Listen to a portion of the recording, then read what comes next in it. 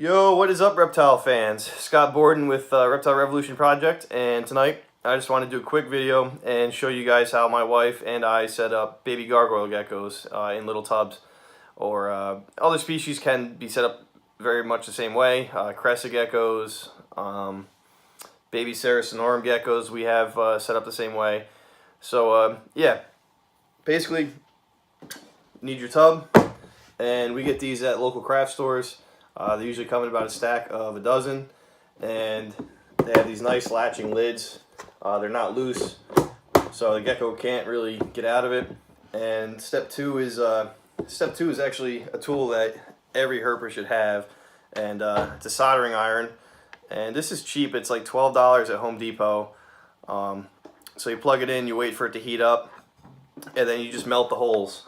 And we usually do one line around the entire top. You just poke them. It goes really easy when it's heated up, melts right through. And like I said, we do about one line right along the entire top. Not too much ventilation, so there's good humidity inside, but enough ventilation so you get good airflow.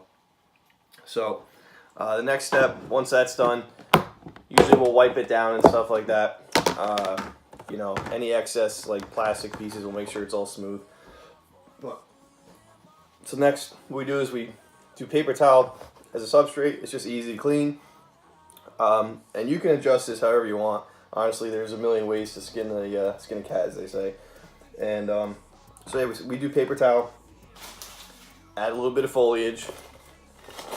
Now the foliage, again, you can get this real cheap at any craft store.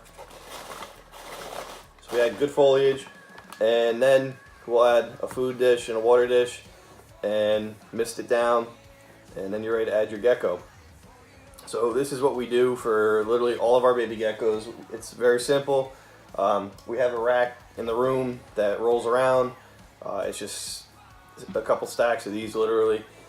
And the room temperature works well. We don't have to add heat to these. You know, if you have to add heat for your room, if your room's too cold or something of that nature, then you know you got to do that. It'll be just like a snake rack essentially. You could do it that way or multiple other ways, but this works really well if your room is a really good ambient temp for the gecko. That way you just put the gecko in, you mist it, feed it, make sure it has a water dish, and you're all set. So that's it.